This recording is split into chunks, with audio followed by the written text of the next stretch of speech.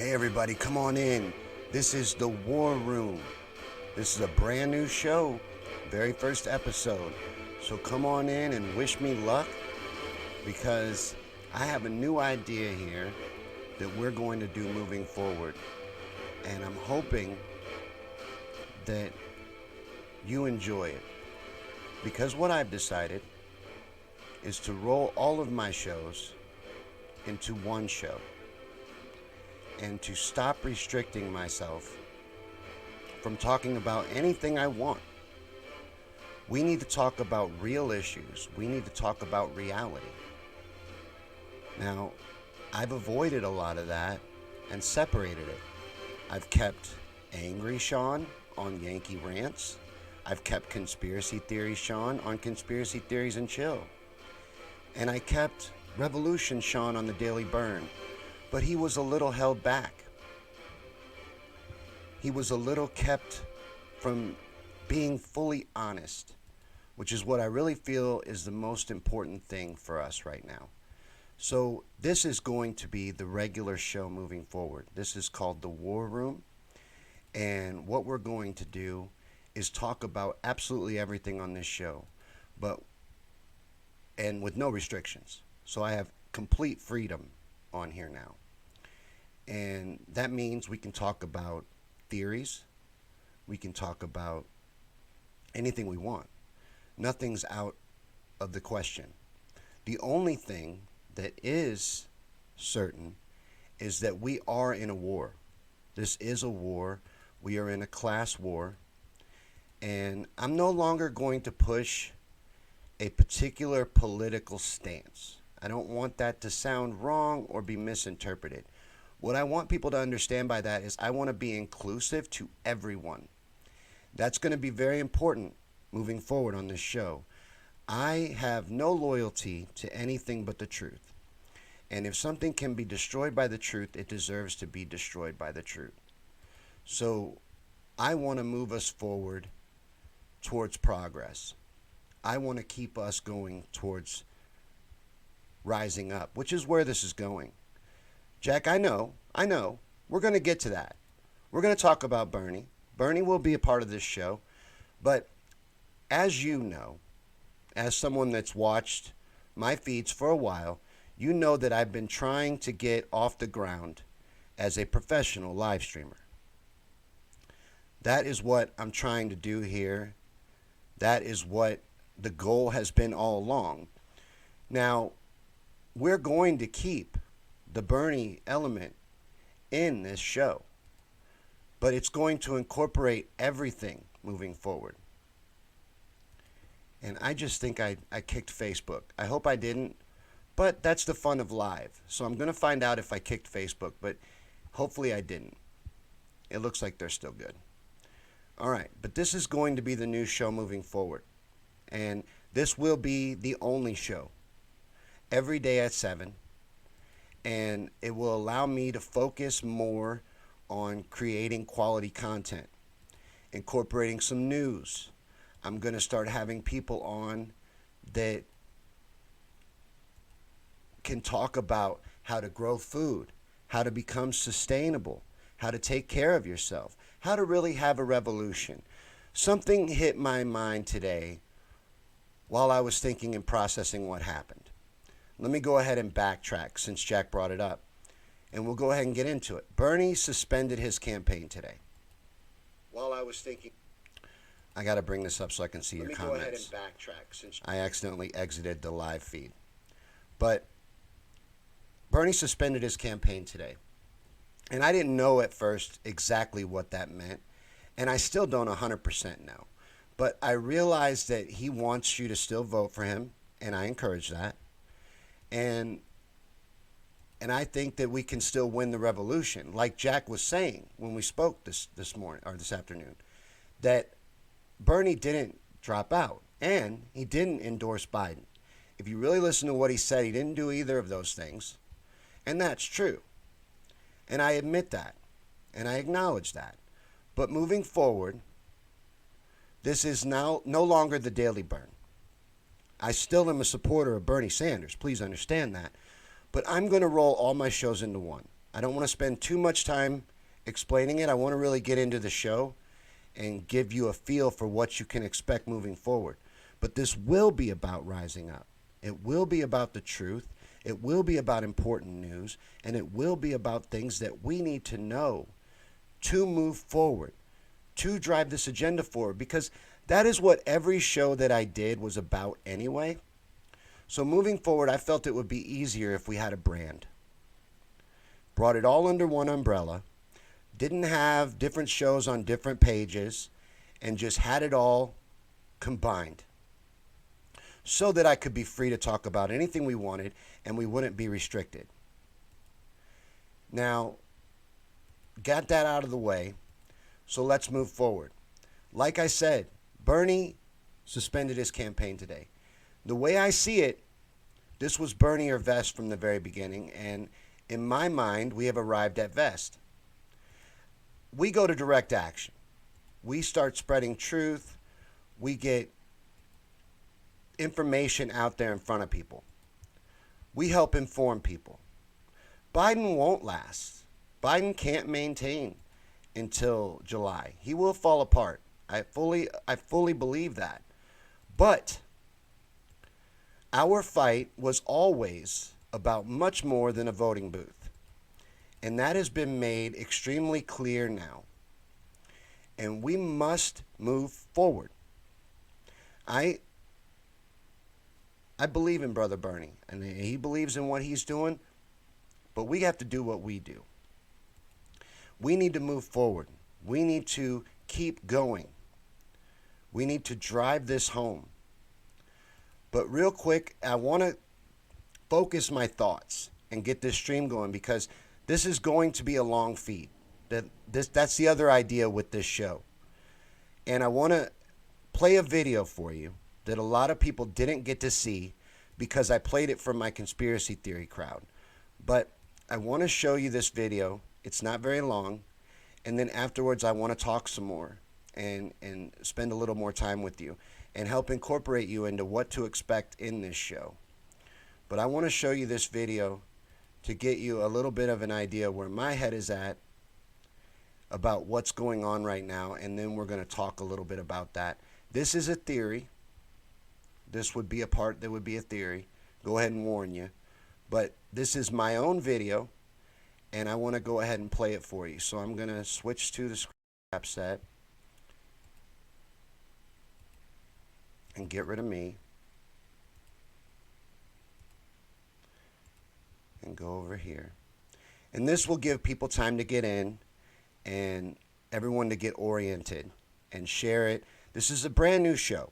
So I'm very impressed that we have so many people here right now because hopefully this grows. This is going to be my branded show moving forward. So I want to show you this video that I made, and then we're going to have a discussion.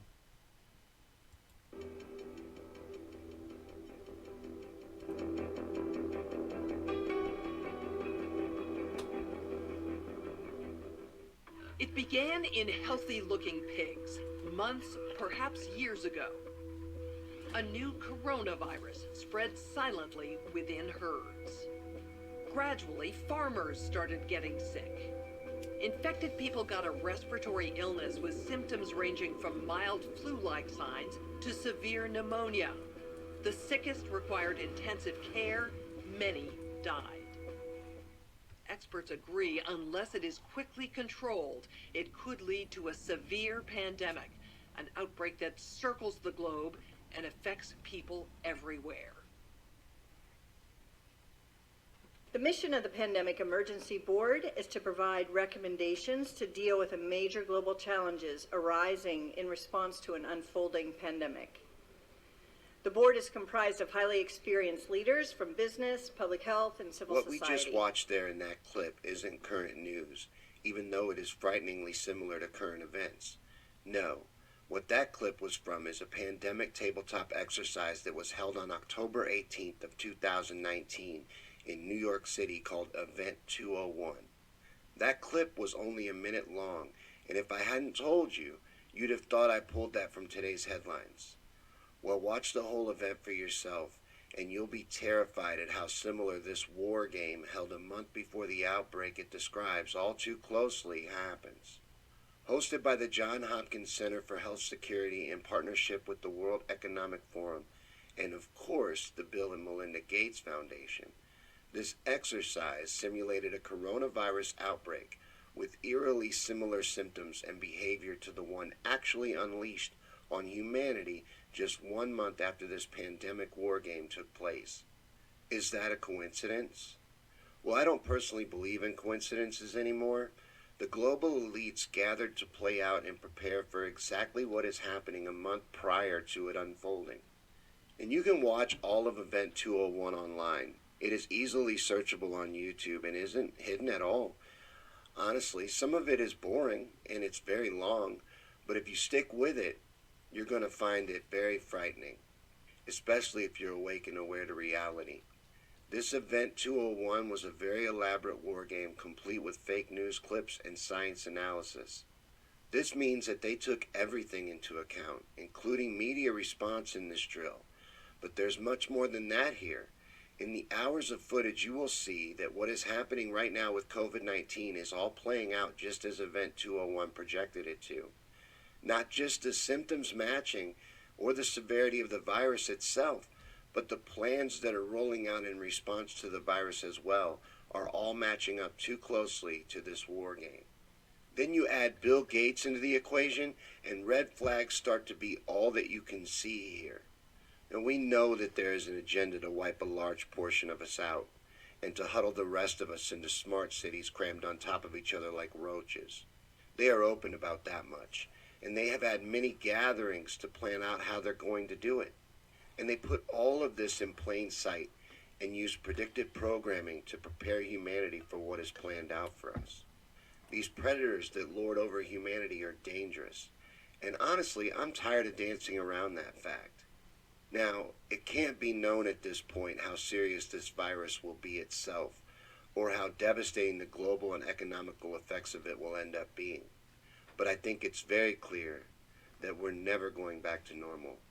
This particular article from MIT goes into a little bit of detail on what that might mean at a minimum. But as I read it, I couldn't help but read between the lines here, and let me see if you feel the same way. It starts out by saying that social distancing is here to stay, and that to stop the coronavirus, we will need to radically change almost everything we do. How we work, exercise, socialize, shop, manage our health, educate our kids, and take care of our family members. And we all want things to go back to normal quickly. But what most of us has probably not yet realized, yet will soon, is that things won't go back to normal after a few weeks, or even a few months, and some things never will. Now, this particular article theorizes that this would need to continue at least 18 months, with full shutdowns like what you are seeing now continually going on, 2 months and then 1 month off. Which forces me to ask, how much will people give up in the interest of feeling safer? And how could the economies of the world even handle something like that? How could the economy handle being shut down for 18 months? But reading between the lines of what this article implies is frightening. And it is my belief that things are going to get very bad for us in the near future. And everything is changing. Now, this honestly has been a hard time for me as a conspiracy theorist, because I am seeing everything that we have warned about for all of this time come to a head at the same moment. And honestly, it's difficult to not become the left-leaning Alex Jones and start screaming that the sky is falling. But I don't want to stir people up or cause panic, and I'm not trying to be extreme.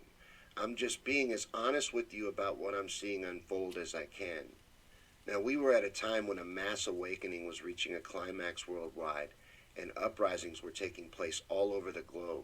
And then a pandemic rolls out, and the world goes into complete shutdown. Now, is the New World Order moving into the final stages of their plan? I gotta tell you that it is my fear that they are. We have found ourselves in a dystopian nightmare of a reality where truth-tellers sit in prison cells or hide in exile from the tyrannical forces that want to silence them for what they've exposed. Truth is buried, and propaganda is king.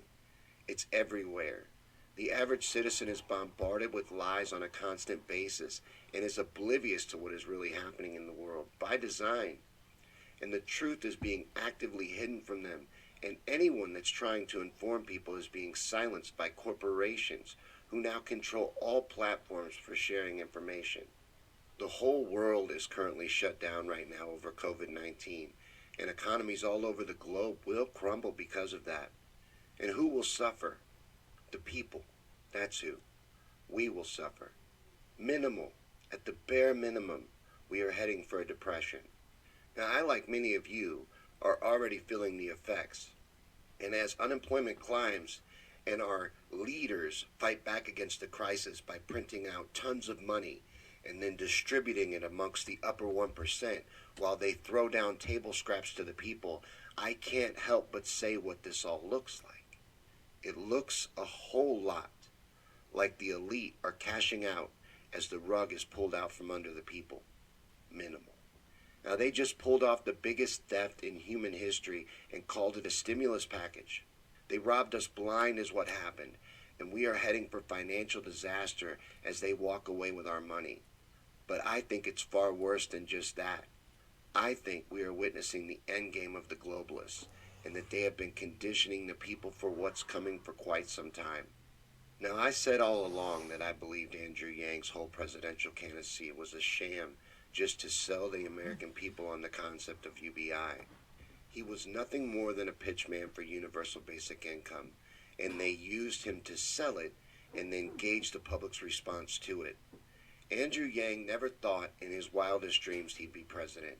He was a con artist, a wolf in sheep's clothing who was there only to sell the concept of UBI to the people.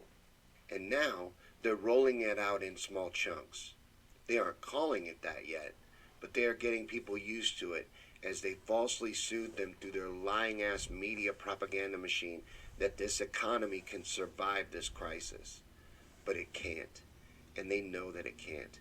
And they've played this scenario all the way out in Event 201, and have figured out how to best enrich themselves during what they know is the downfall of global capitalism. Now, I could be wrong. I want to be wrong, but I don't think that I am. And honestly, it would be irresponsible either way not to sound the alarms at this point. Because I don't know for sure what is coming our way, and I can only theorize about it at this point.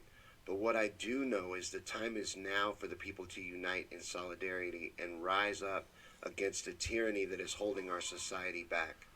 These greed-driven predators will never stop until they have it all. That's what they want. And they want to exterminate a large number of us once they get it all. Are we going to let them? Now, I don't care if I'm overreacting and we won't soon be gathered up in FEMA camps under martial law wondering how we all ended up in this mess. We are in a class war. That's a fact. And we have the same enemies in that war. And it is us versus them. For years, skeptics have asked me over and over again who they are. Now, we conspiracy theorists do play the pronoun game quite a bit, but it's through necessity mostly. But regardless, the they is getting ready to be made very clear soon enough. Now, this little video has become more of a rant, and there's a good reason for that. And it's what is happening right now is insanity. What is going on is all so crazy, and to try to comment on it responsibly is very hard, especially since it's all happening with such speed. Now, I have struggled with how to even broach this subject honestly because I believe this is it. I think that this is the moment that we have been warning about for all of this time. This agenda that has been enslaving humanity for thousands of years. I think this is their final power grab. I think we will lose the internet soon for a period of time. Television and radio as well. And when and if it returns, it will be nothing like it was before. The internet especially. Things will go dark for us, and all we will get is official information from the state. Martial law will be enacted, and the country will be shut down. And when society resets, we will be in their new world order. I believe America as we knew it is over. Now, those are my beliefs. Those are my theories.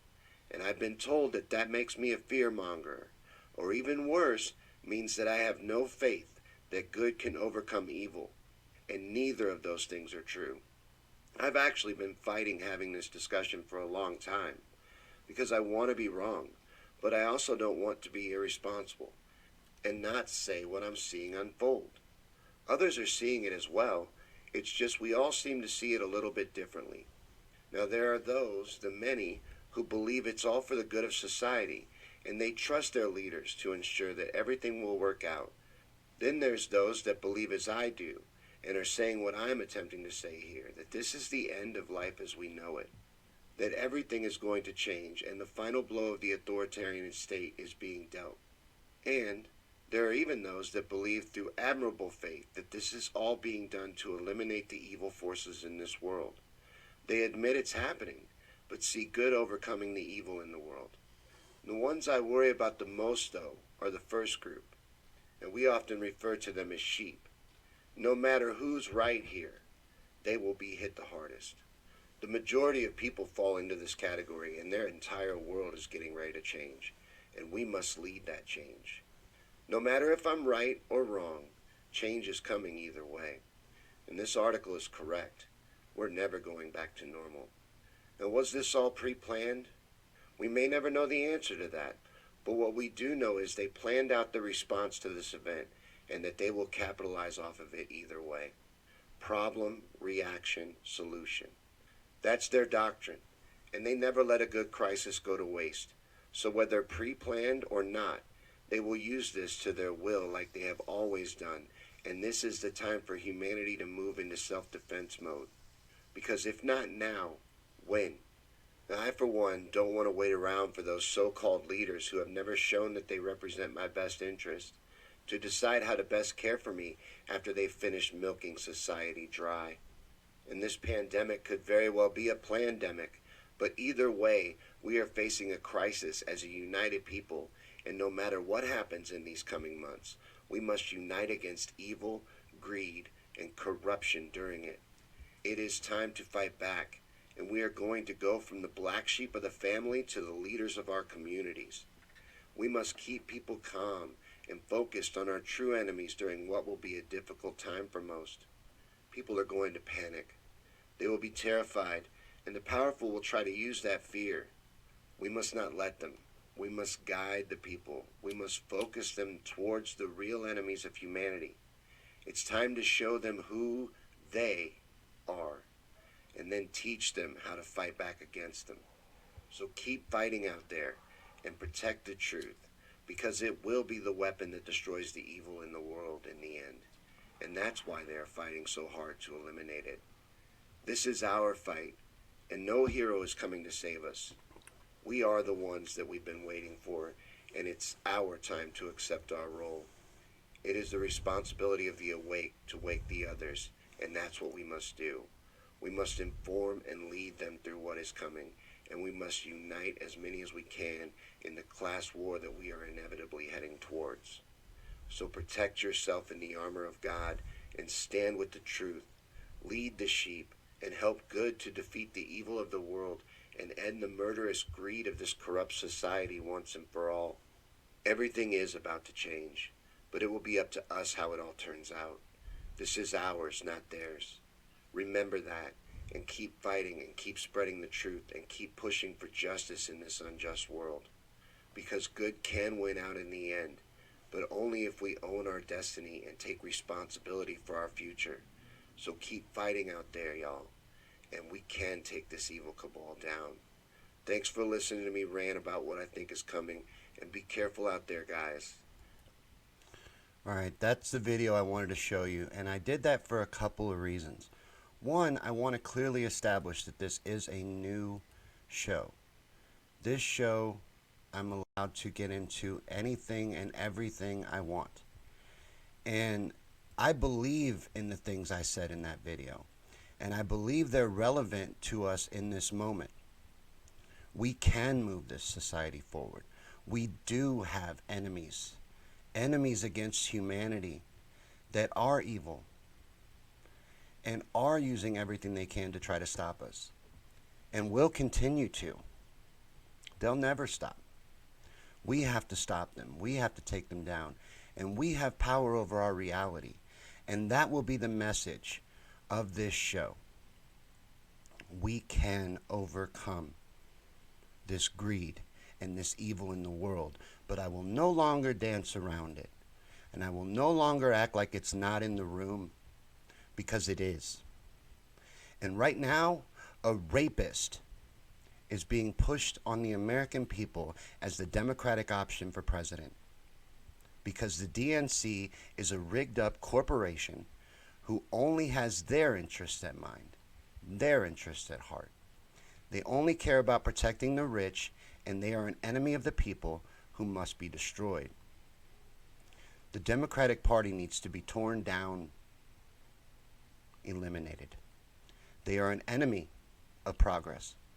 They are an enemy of any advancement of society. They are there as gatekeepers.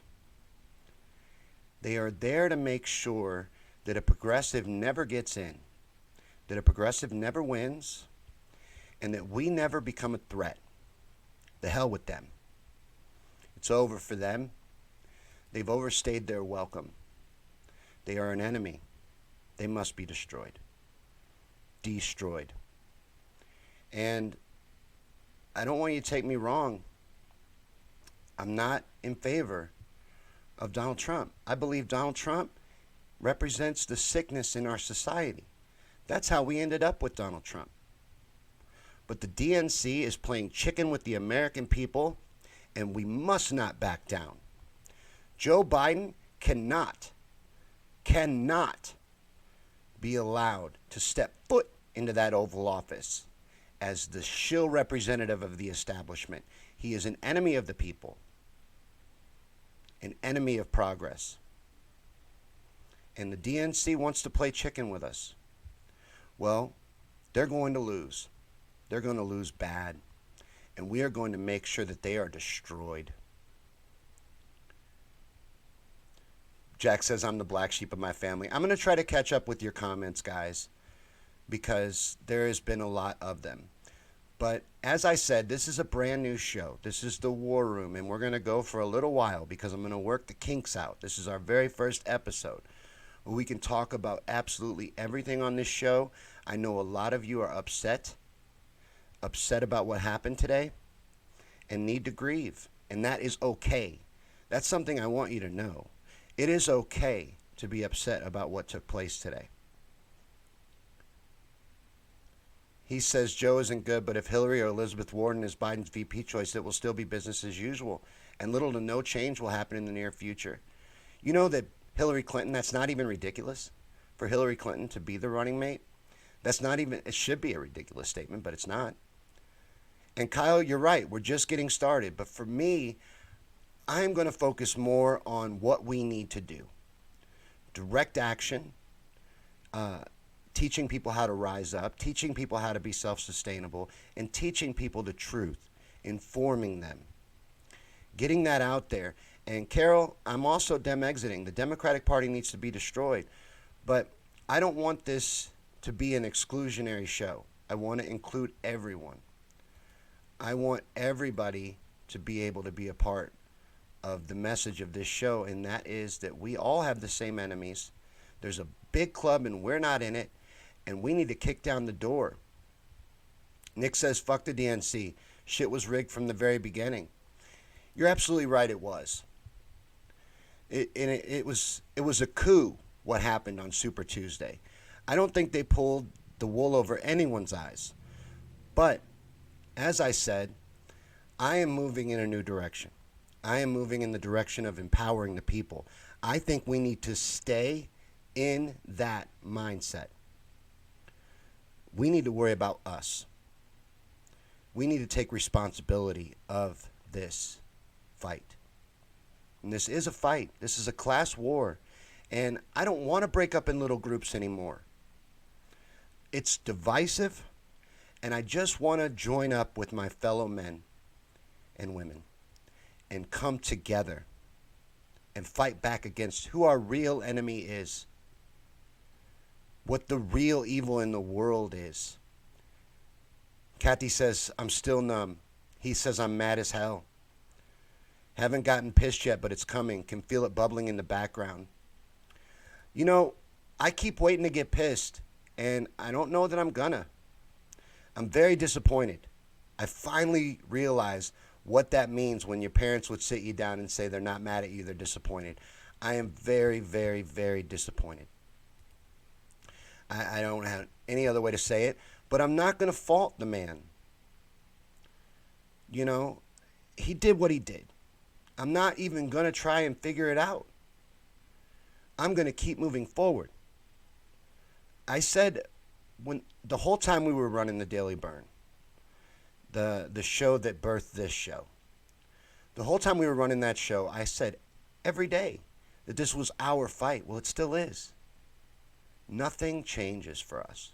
Someone commented today on one of my posts as I was grieving what happened that nothing changes for us. And they're right. The more I thought about it, the more freeing it became. And I got this idea to combine everything I do instead of splitting it up and just be as honest as I can and as forthright as I can and help lead people towards progress, real progress. Nick says you knew it was coming. This is the worst anger. You're on the right path, brother. Thank you. And I appreciate that. Nick is a Trump supporter. Matter of fact, everyone is welcome in the war room. Moving forward, I don't have a political allegiance. I never really did. I have the interest of the people at heart and the interest of truth. And I am open to everyone at this point. And I will no longer be terrified by the blackmail that the Democratic Party tries to use on us. And I won't be gaslighted by it either.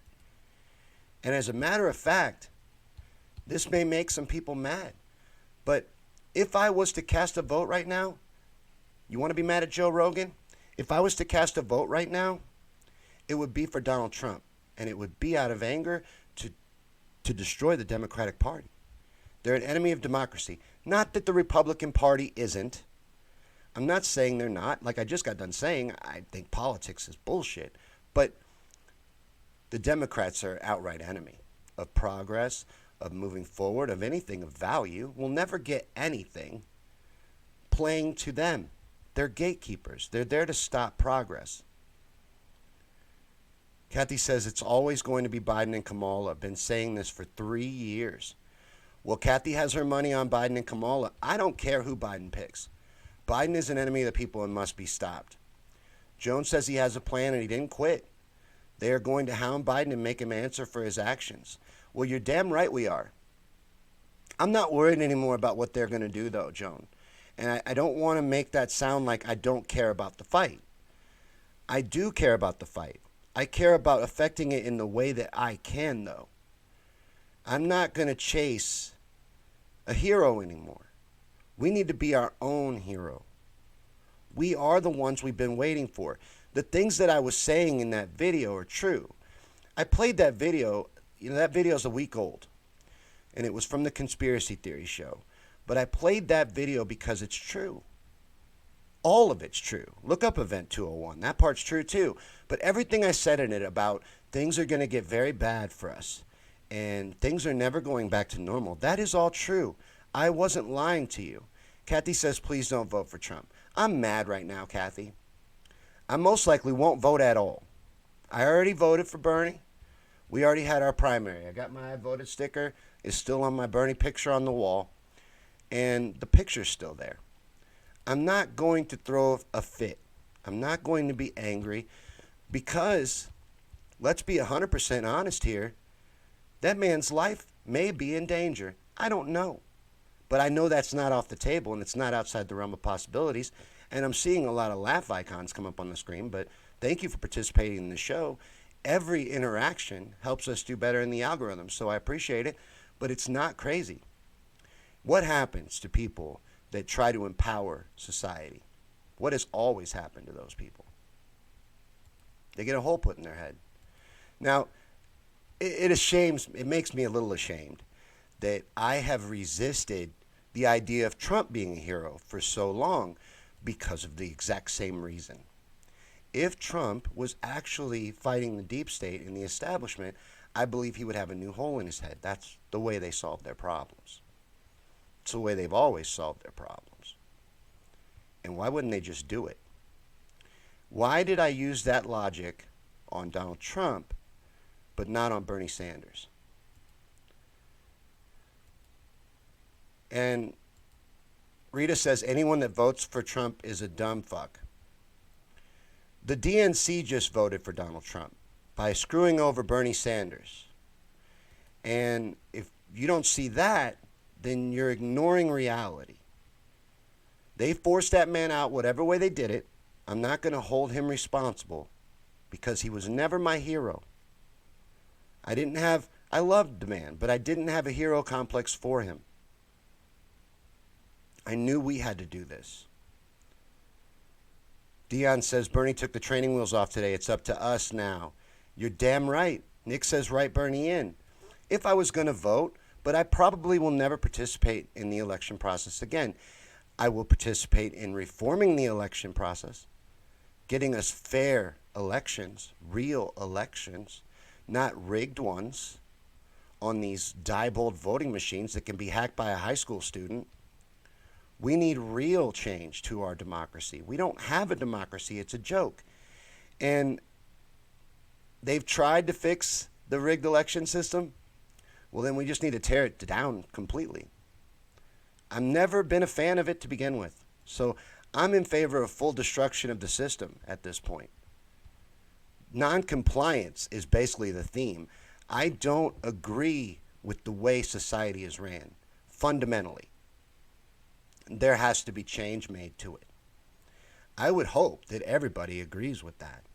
We may bicker about what changes need to be made or what needs to be done, but I think we all can see that there is an evil force that is lording over us and has been lording over us and uses psychology and every method that they can to keep us weak and dumbed down and not fighting back.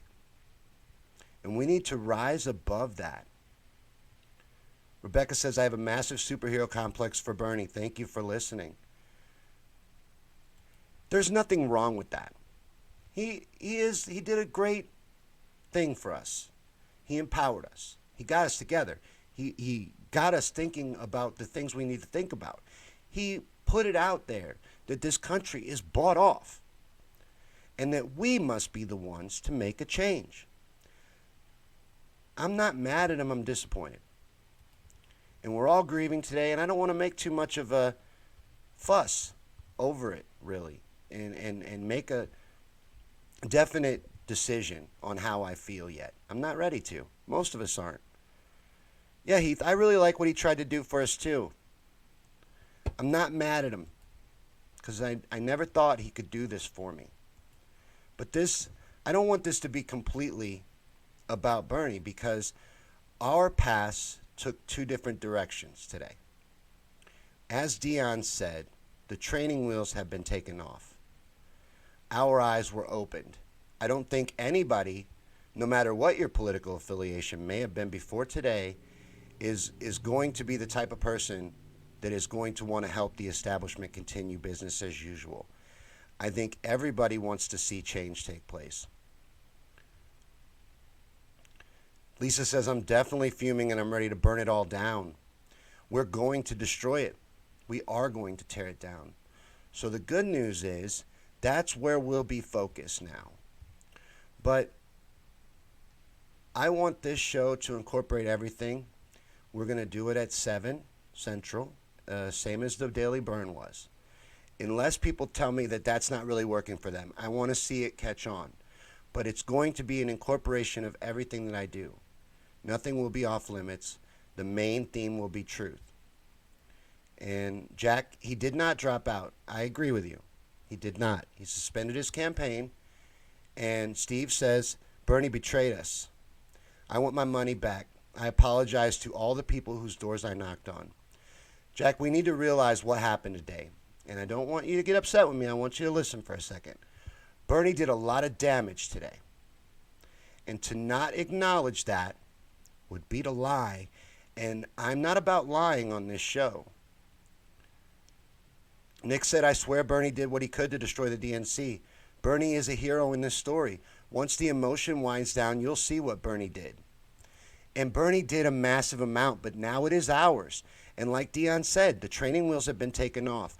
I wish him luck in his plan. But I am no longer playing to the DNC. I'm moving the agenda forward. Just us. It was never about Bernie.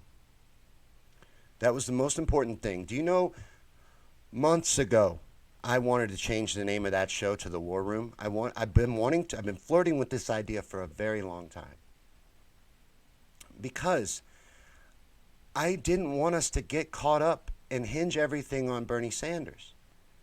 I love the man, but this is our fight. And this is our time. Jones says if Biden doesn't step out now, this could be the beginning of the chaos. This is going to be the beginning of the chaos. Everything's going to get very bad for us. We're against a lot of evil that we've been ignoring on the Daily Burn. We don't ignore it on Conspiracy Theories and Chill, though, so let's merge those two shows. Let's bring all the truth to the table. Our government is bought off. We're aware of that. We've been bought off by oligarchs and business interests. We don't have a democracy. We're aware of that.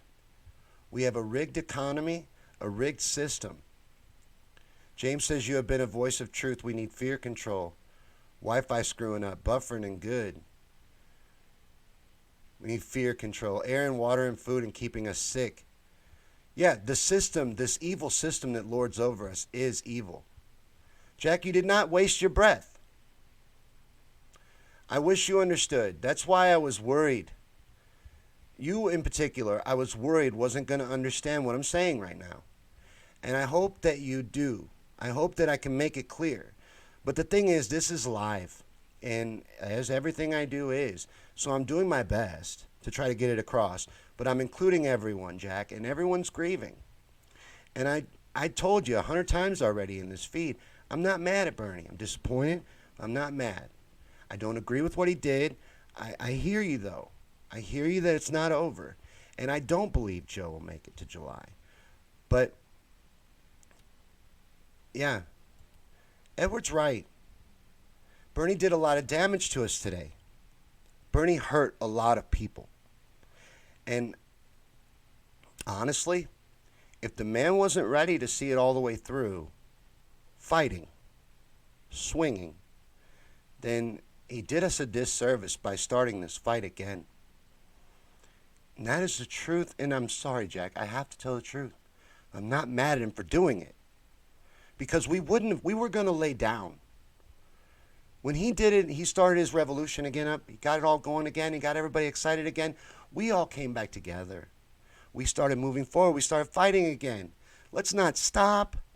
He can't sacrifice himself for us. I hope his plan works. I really do. But everyone needs to realize that this is ours. And Bernie never could do this on his own.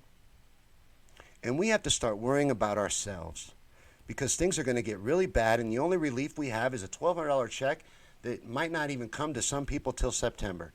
A lot of people are losing their jobs. The economy is falling apart. And I will tell them what you said, Jack, but let me finish my point. Things are going to get extremely bad. A lot worse than they are right now. And we have to do our part. We can't wait for Bernie. So what Jack had done, Jack had called me and explained to me, because I was very upset. I still am. I'm going to be honest with you. That's all I'm going to do on this show. I am very upset. But Jack was trying to make me understand, as other people reached out today and did as well, that Bernie didn't drop out. I understand. I even asked somebody at one point today to explain it to me like I'm 5, because I really wanted to make sure I had it. I got it crystal clear. I understand 100%, and I wish him the best. But I am not going to focus people on voting anymore. It's irresponsible. We don't have time. I don't have till July. We have to get serious right now. We have to do things like general strikes. We have to organize, similar to what you're seeing with the yellow vests in France, very similar to that. We need to start doing that. I'm going to start thinking of ways to get that kind of stuff going. That's what I'm going to be about from now on. I am going to be a voice for progress. And I don't think progress happens in a rigged voting booth. I can't believe in that anymore. I just can't. My trust has been violated, and I have no reason to trust their system. So I wish him very well, and I will support him in what he's doing. But this is no longer a political show. That, I'm telling you, that's good to be good for everyone. That is the way to make progress. We have to invite everyone in. And I am going to make this inclusive. I don't want political views breaking us up. It's petty and it doesn't matter. Yeah, Kathy, they tried to bury us, but they didn't know we were seeds. Steve says, I'll probably lose a lot of friends, but I'm done with Bernie. Now, Steve, I want to point something out really quick, and I want Jack to understand it. Steve is not alone, Jack. There are a lot of people that feel that way. A lot of people that are very hurt and are not going to get over it. And I got to tell you, man, I don't really think Bernie understood what he was doing when he did what he did today. Because this is not an election. This is class warfare. And I can't sit for 6 months and tell everybody, we can win this. We can make change. We can do this. We can do that. And then when one man pulls out, go, okay, guys, let's wait till July. Let's see what happens. Let's make sure we see how this all plays out. No, Dion's right. The training wheels were removed today, and it's time to take action on our own. Have you ever listened to Killer Mike, one of my favorite surrogates of Bernie Sanders, go on and on about how we are not ready for a revolution? The average person doesn't know how to defend themselves. They don't know how to grow food. They don't know how to sustain themselves. They don't have money saved up. They're not prepared. I fall into all those categories in some way. We can't have that. We need to start moving society forward. That's what I want to be a voice for. Yeah, Kyle, I didn't hear no bell either. But I am on the side of change now. Real change, real action that we can do. That can be done by every person. We can change our reality. We do not have to accept or tolerate this greed that lords over us and this evil that lords over us. And I don't want to exclude anyone from that. If you are trying to fight and make change, I'm on your side. And Kyle says, I trust and follow Bernie. Stay the course. A lot of people do feel like you, Kyle, but a lot of people feel like Steve. And it would be irresponsible, and I'd be lying to you if I didn't acknowledge that. So, Jack, again, and I'm just saying this because I love you, brother. I'm not crapping on Bernie. I'm not even saying I don't support what he's doing. I'm saying that we need to do our own thing now. Philip says the Wisconsin voters got slapped in the face by Bernie. They risked their lives to vote for him. Jack, we're not all right. We're really not, Jack. We're not giving up, I swear to you. That's not what's happening here. What you're seeing is people moving forward, making a decision to do what needs to happen. Jack, you should vote for Bernie. I want you to. I want you to. Yeah, but Nick's right. What's happening now is so much bigger than politics. We are heading for massive change. Me and Nick have different views of what we're heading towards. Nick's is much more optimistic than mine. I feel like we're heading towards some bad times. And no one should give up, Dion. You're absolutely right. And Rebecca's right too. Not giving up all the way. We're all still in this with you, Jack.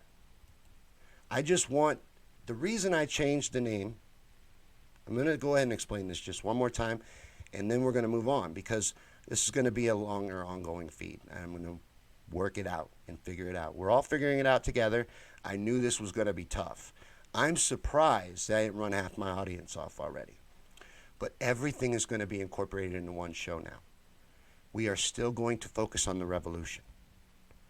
We are still going to come from the Our Revolution War Room page. I'm still going to support Bernie Sanders. I'm hurt today. I need a little time. But I think it's better if we give ourselves a brand and we come under one envelope. And I don't try to scatter myself on like 4 different shows. And I just can give an honest presentation, something like what you see with Tim Black, or I'm just using examples, Joe Rogan or Jimmy Dore, where they're not restricted. They can talk about whatever they want. They can have any guest on they want. Because I was dedicating myself to the political revolution. That's what the Daily Burn was about. But I am a professional live streamer. This is something I want to do as a goal. I want to build my YouTube channel. I want to make a living getting out and talking to you people and spreading truth and being a voice for progressives and being a voice for progress. That's my goal. So I felt the best way to do that was to give myself a brand and roll everything into one show. So I am not trying to hurt anyone here. And I want you to know nothing changed. That's something I tried to get across and I tried to explain earlier. But someone said that to me earlier today and I didn't get it at first. Nothing changed today. Our fight is still the same. Everything is still the same. We still have the same enemies, but now we're freer to talk about all of them. And I want to include something else. There's going to be a new segment on the show that I'm thinking of bringing in on the War Room. And that is going to be some required reading, okay? A lot of us know a lot of the big ones that would be required reading, but one that I want everybody to read just as a homework assignment because it is so relevant to what's happening right now is the shock doctrine. I just started reading it again for a book club that I'm in, and I can't believe how much it matches up with what's going on right now. It's exactly what's happening here. They are making great use of a crisis. I'm not saying they created the crisis. I'm saying they're doing all they can to prosper off of it and make sure that they undermine our rights and take as much as they can away from us while they help us. It's the Hegelian dialect. It's the way they do things. Problem, reaction, solution. They sat down at Event 201 and they planned this out. They had foreknowledge, at least. They planned out the reaction to this global pandemic and figured out the best way to profit and benefit themselves off of it.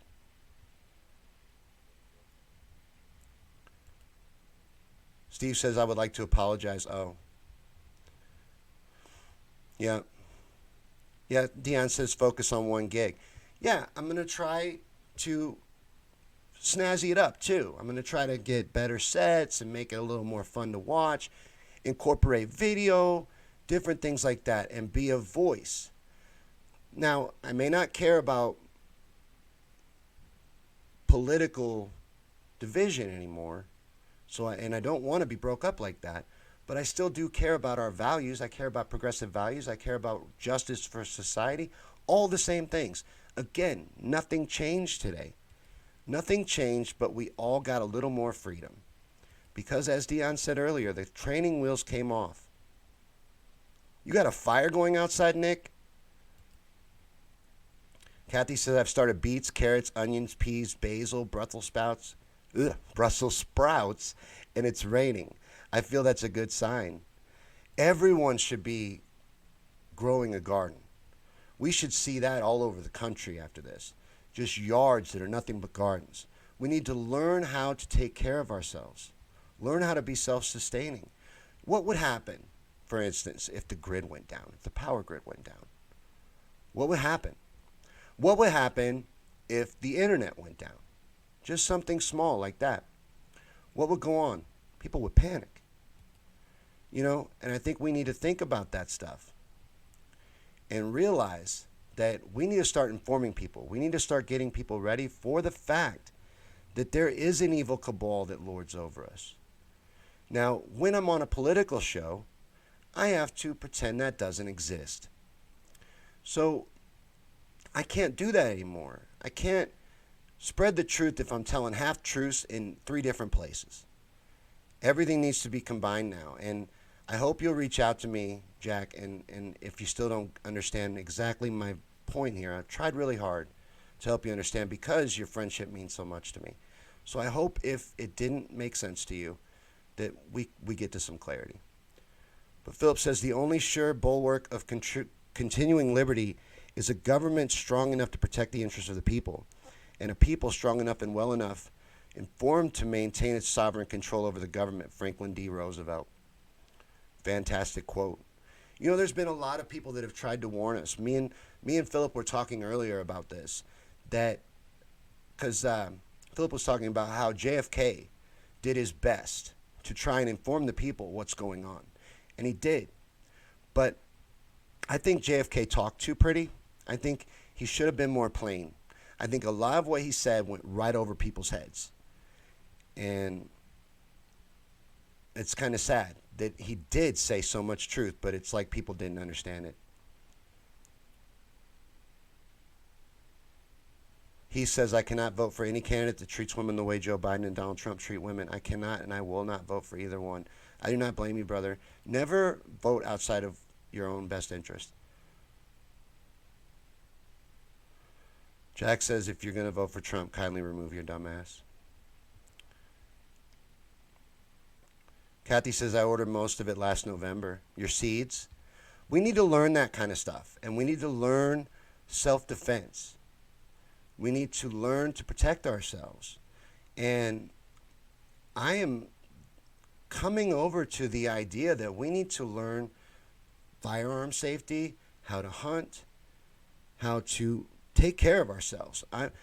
I just don't want us to revert back to caveman times if the rug is pulled out from underneath of us. You know? Kathy says, Burgess Seed Company heirloom seeds were on sale. I bought $80 worth. That was smart. Kyle says, vote Joe Exotic 2020.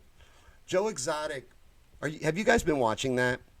We can have a little fun for a second. The Tiger King, I only watched 1 episode, and it didn't hold my attention. But I definitely could not vote for Joe Exotic, I can tell you that much. But I do think Carol Baskins is a bitch. She's doing the same thing he's doing. It was making me angry. I only watched 1 episode. I'm going to be honest with you. But she's doing the exact same thing that Joe's doing. She just calls hers a sanctuary. It's the exact same thing. James says, I love the faith Bernie has in America. The larger the snowball, the harder it is to change directions. James says, I watch Eyes to See to get daily Tumblr show.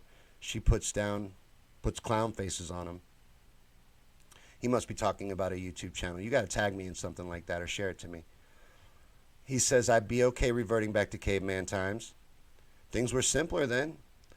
But, you know, Joe Rogan has a really good bit about what would happen to people if the power grid went down, how fast we would revert back to not knowing how to do anything. Philip said, Trump did a good thing yesterday. He decided to quit supporting the World Health Organization. They are part of the New World Order, as is the United Nations. Philip is absolutely right. There is an agenda to enslave every man, woman, and child on this planet. And the United Nations is the hub of the one world government. That is where they hub out of. There is a Luciferian agenda that lords over all of us. And it's so much more freeing to be able to acknowledge that and to move forward really calling our enemies exactly what they are. Philip says you need to save firewood for next winter. That's going to be the kind of things we focus on. I want to focus on how to be more self-sustaining, how to take care of yourself and what to do. And I want to focus on direct action. I think we need to focus on general strikes. We need to focus on boycotting. We need to focus on defending ourselves with the way we spend our money. That is all they care about. We have to speak to power in a way that they'll understand. And we move forward together, united, as one, not divided up by politics or personal views, because that's what they want. And we can't give them what they want. It's not an option. It shouldn't even be a consideration. I'm no longer going to play into their hand. And I'm going to try my best to inform people and help people and help us grow and move towards identifying our real enemies, realizing the truth, realizing what we're up against. So I'm going to work on exposing things like the media, like the Democratic Party, history, bringing up truth. The same things I've always tried to do on Conspiracy Theories and Chill, now rolled into one umbrella. So,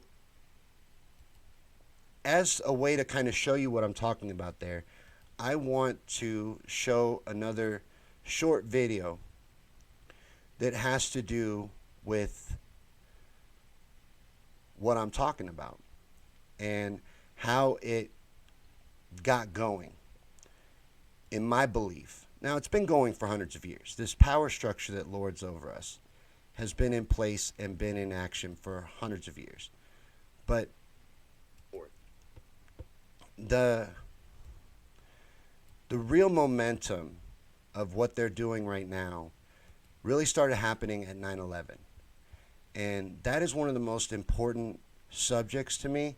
And I'm going to warn you guys, like Nick had a fire in his yard. I'm going to go for a little while because I'm establishing a new show. And I want it to be a longer feed so that people can actually see it. And tonight would usually be Conspiracy Theories and Chill at this time. So we're not having that show anymore. We're all one show now. So I am basically doing two shows in one as kind of a way to incorporate and show everybody what we're doing now. But I want to show this video here real quick. This is also my video I made about 9/11. And I don't know if anybody's had a chance to see it, but I need to be able to go and check audio levels and things like that. And I want to show you this because this is important and this is what they do and how they got the ball rolling towards this endless war in the Middle East.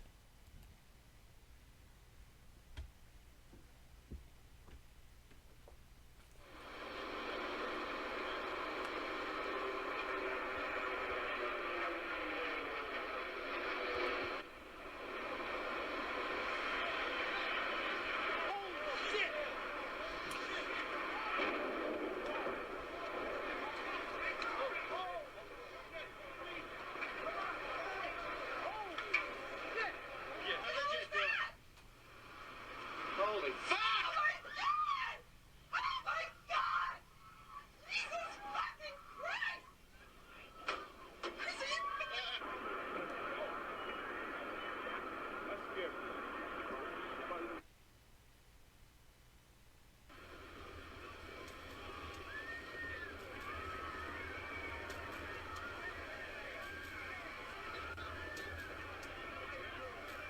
It's been 18 years since this moment, and the truth of this horrific event remains hidden. The thousands of people that died that day and the millions since have yet to receive any justice. And this attack is still used to this day to justify endless war in the Middle East, killing more and more innocent people.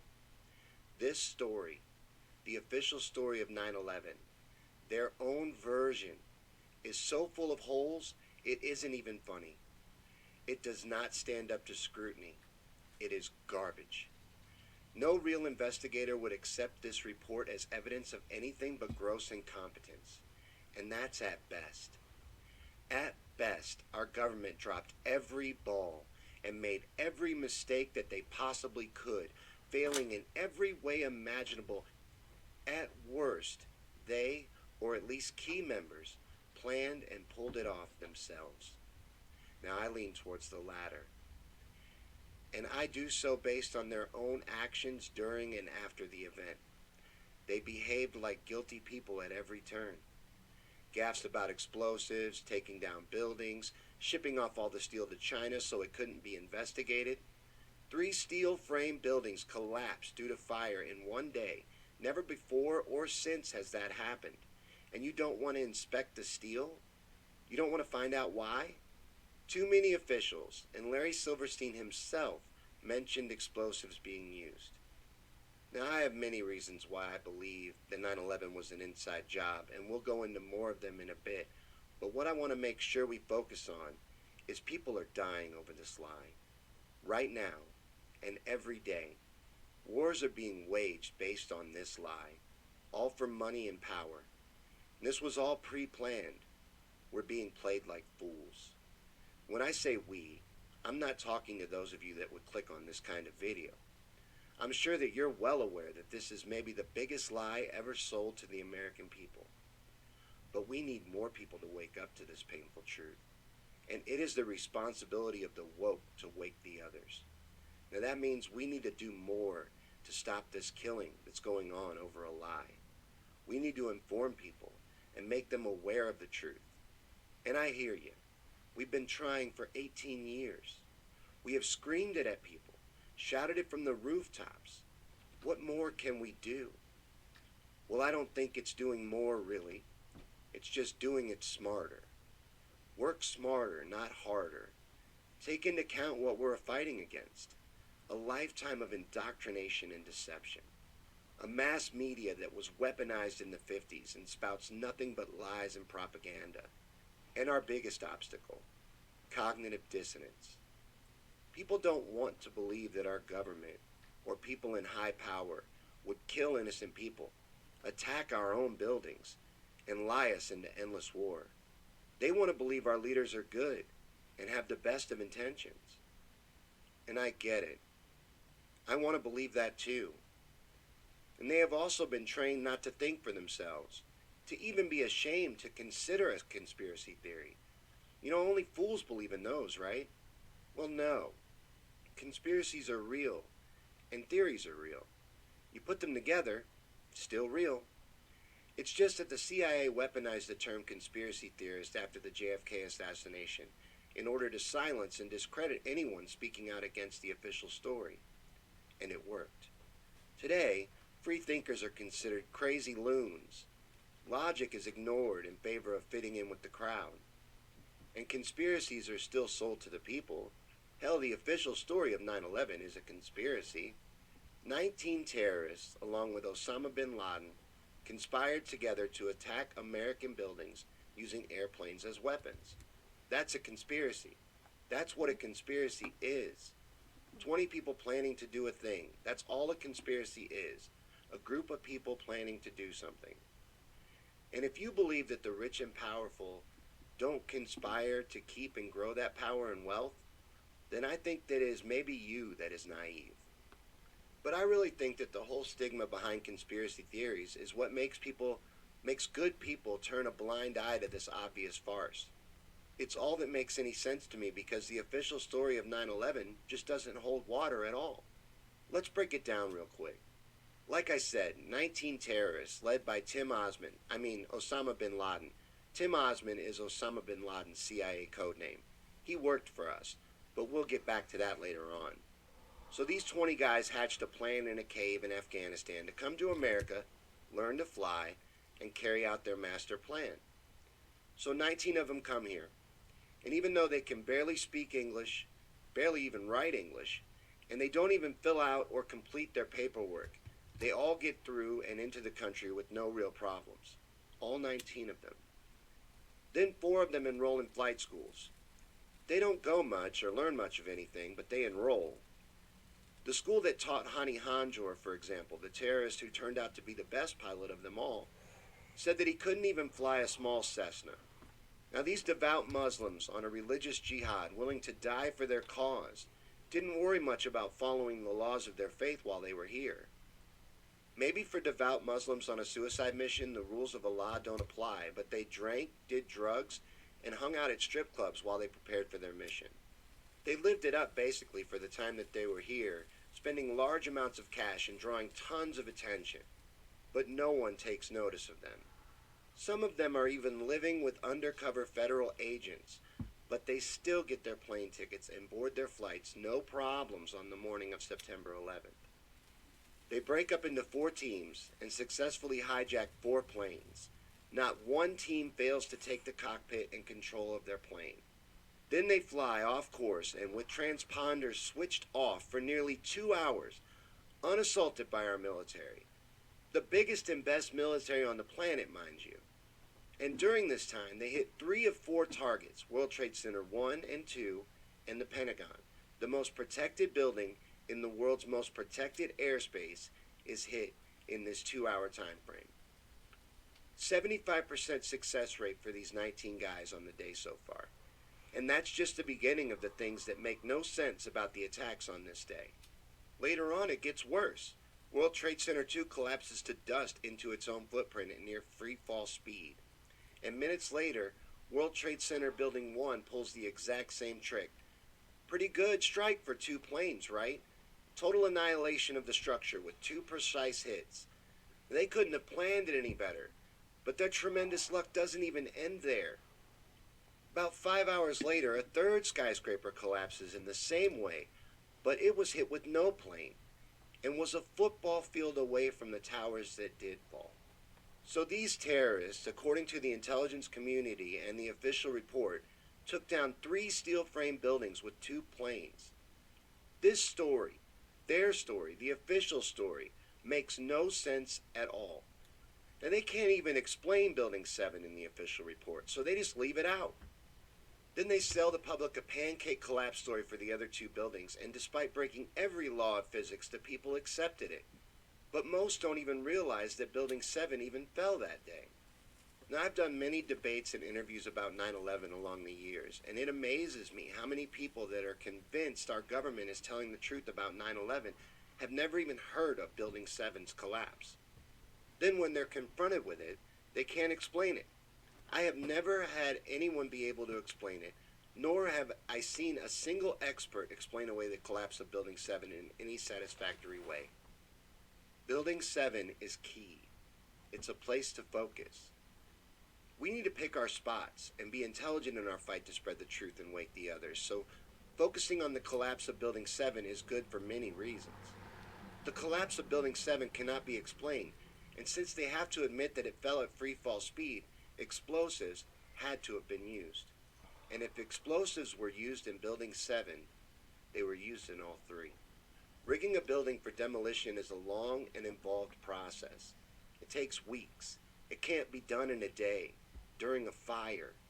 If Building 7 was taken down, as Larry Silverstein himself said, I remember getting a call from the fire department commander telling me that they were not sure they were going to be able to contain the fire. I said, we've had such terrible loss of life. Maybe the smartest thing to do is pull it. And they made that decision to pull, and then we watched the building collapse.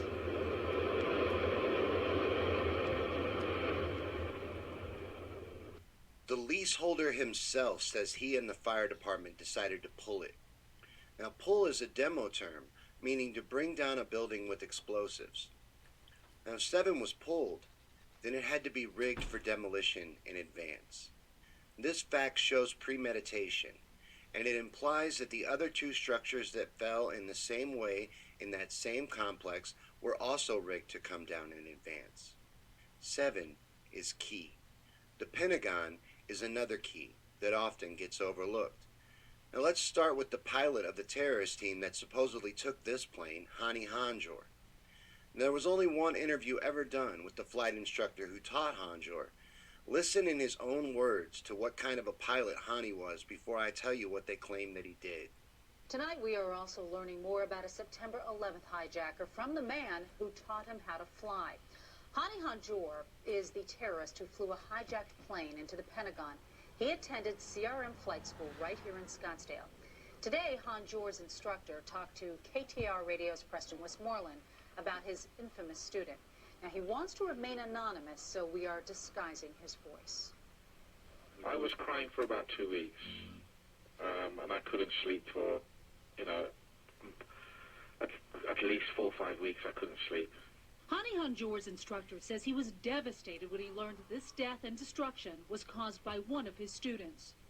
I was almost suicidal at that point because I felt so responsible for even just knowing these people. What kind of a student was Hani Hanjour?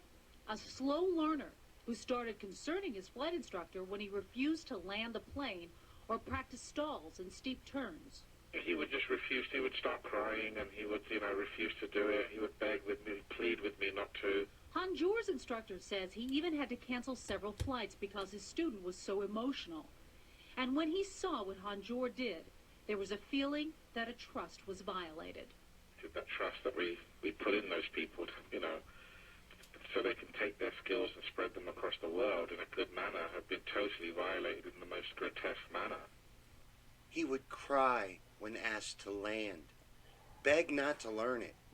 His instructor had to stop lessons because he was so emotional. Hani Hanjour took that training and pulled off a maneuver that experienced pilots can't pull off. He flew that Airbus like a fighter jet, doing a 330-degree descending corkscrew maneuver to hit the Pentagon in the side around the first floor.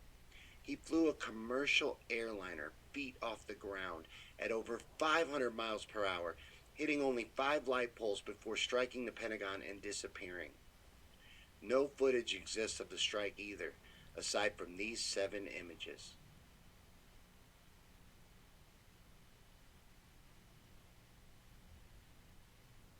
Did you see a plane? I saw a smoke trail and an explosion. No plane. Now, the FBI confiscated surveillance video from every camera in the area pointed at the Pentagon. Close to 150 different videos, and not one plane in any of that? Maybe that's because there was no plane. Maybe what hit the Pentagon is exactly what it looks like in the video they showed us. A missile. Look at the Pentagon right after the strike. The roof doesn't collapse for a while, and I don't know about you, but I see no hole big enough for a plane. I don't see where the wings went either. They didn't go in, so where'd they go? They're not on the lawn. There was no real evidence of a plane at any site, but the trade centers were demolished. That makes sense. But the Pentagon? And what about Flight 93?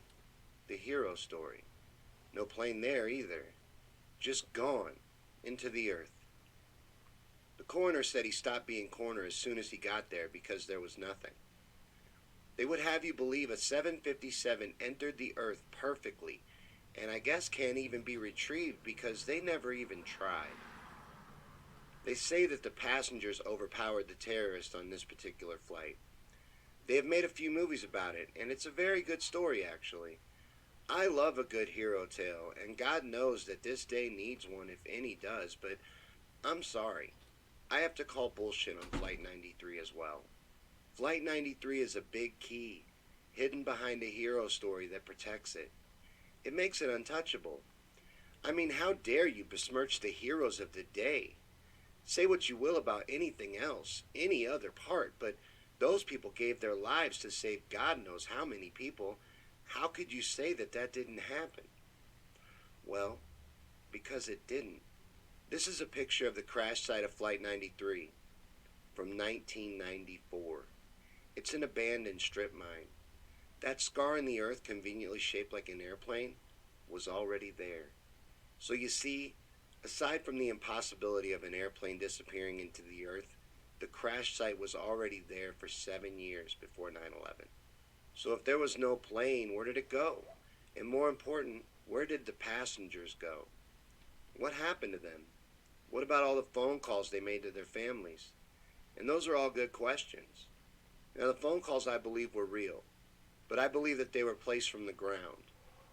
I believe all 4 of those flights were switched in flight and landed, replaced with a drone aircraft in its place to carry out a predetermined flight path. The passengers were then forced to make those calls, and then I believe they would have been lined up and shot. It's grim, I know, but think about the people who would do something like this and then ask yourself if it's outside the realm of possibilities. Something like this was proposed before. It was called Operation Northwoods. and it was pitched to President Kennedy as a way to start a war with Cuba.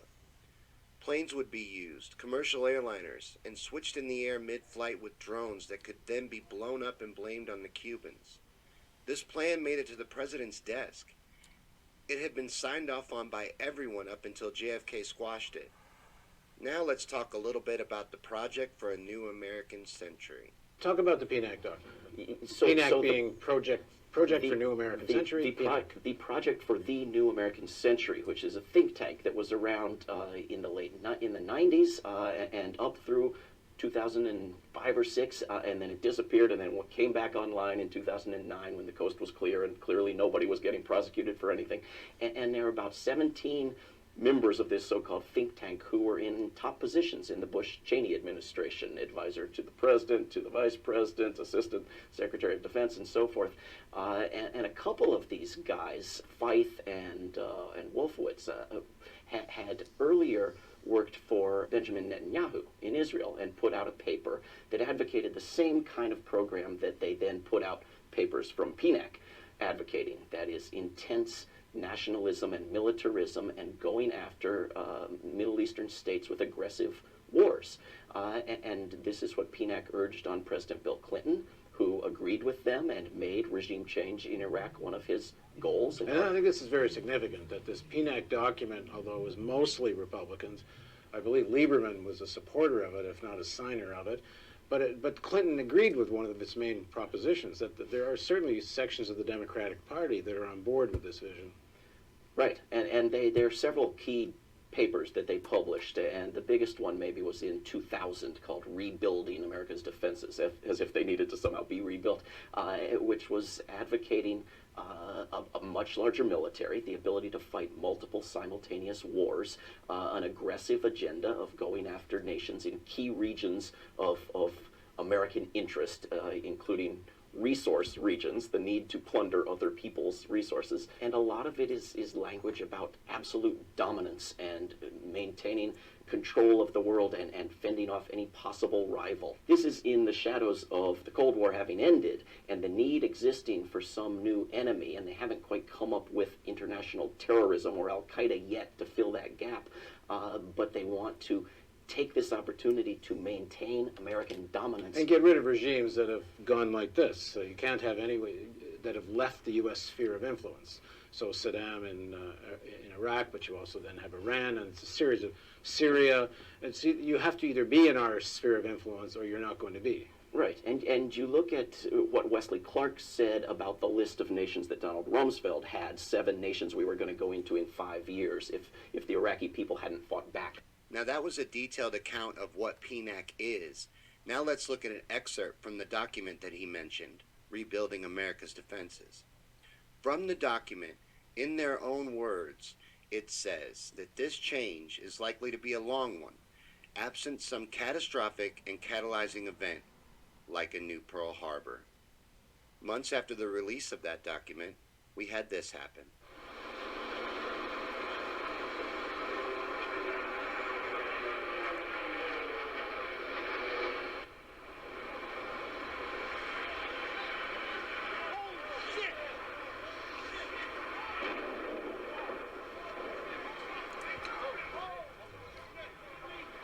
And right after that, this started and hasn't stopped since. Coincidence? Well, any good detective worth his salt will tell you that there is no such thing. In that clip that I played, they mentioned General Wesley Clark and a plan for 7 wars. Let's look at what General Clark actually had to say in an interview about this with Democracy Now! To worry about Iraq, not Iran. I knew why, because I'd been through the Pentagon right after 9/11. About 10 days after 9/11, I went through the Pentagon and I saw Secretary Rumsfeld and Deputy Secretary Wolfowitz. I went downstairs just to say hello to some of the people on the Joint Staff who had used to work for me. And one of the generals called me and he said, "Sir, you got to come in. You got to come in and talk to me a second." I said, "Well, you're too busy." He said, "No." He says, "We've made the decision. We're going to war with Iraq." This was on or about the 20th of September. I said, "We're going to war with Iraq. Why?" He said, "I don't know." He said, "I guess they don't know what else to do." So I said, well, did they find some information connecting Saddam to Al Qaeda? He said, no. He says, there's nothing new that way. They just made the decision to go to war with Iraq. He said, I guess it's like we don't know what to do about terrorists, but we've got a good military and we can take down governments. And he said, I guess if the only tool you have is a hammer, every problem has to look like a nail.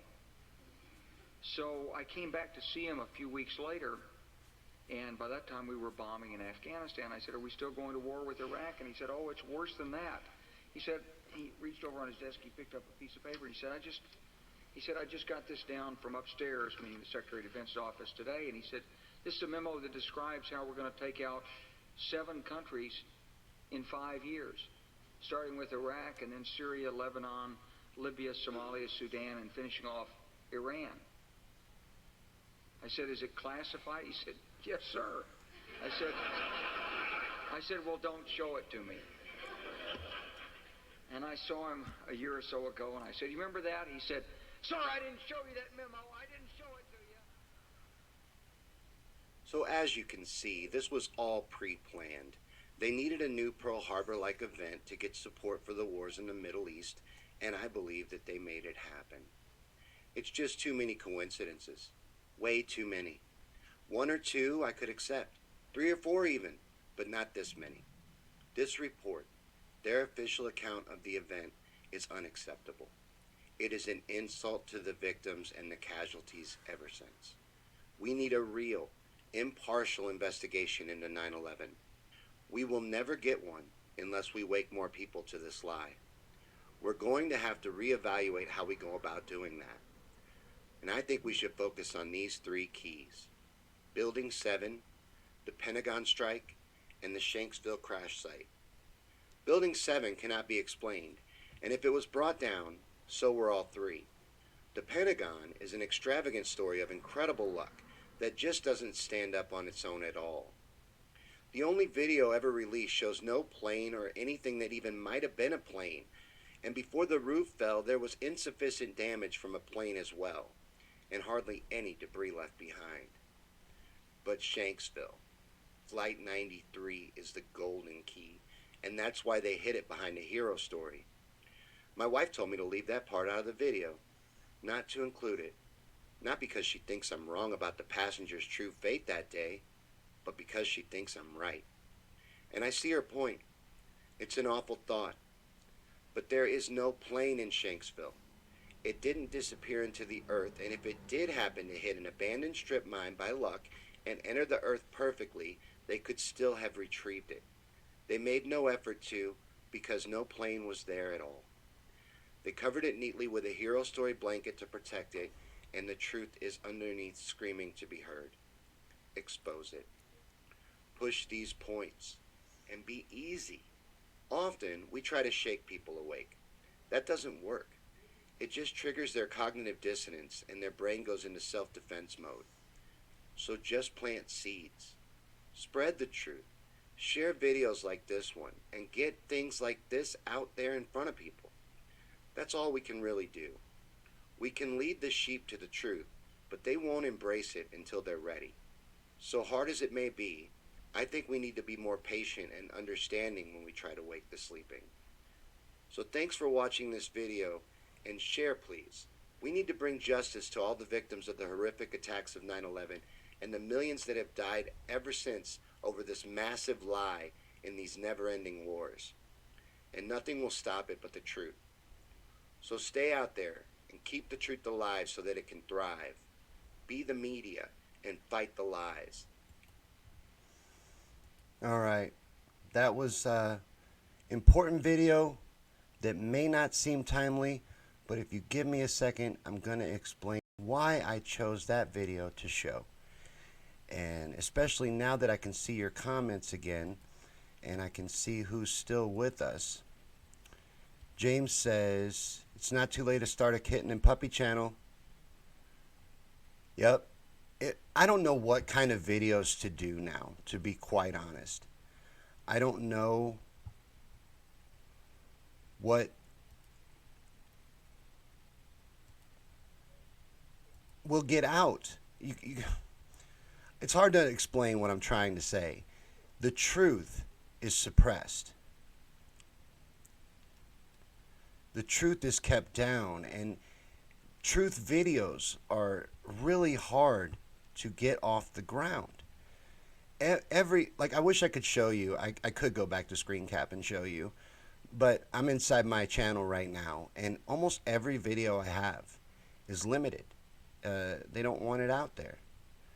And the reason is I've always talked about unpopular things. This truth that we spread is not popular speech, and that's why it needs to be protected. Now, I chose that video because that's what they do. They shock us. They had a whole meeting about it. The PNAC meetings. They shock us into going along with what they want. Now, with 9/11, they wanted endless war in the Middle East to further their interests and to strengthen America's dominance of the globe. That's what they got. They shocked us. It is MK Ultra. This all ties in together. That's the other reason why I've went ahead and I've rolled all of the shows that we do here into one package, because it is all one package. It's all incorporated. It all ties in together. It's all intermarried. So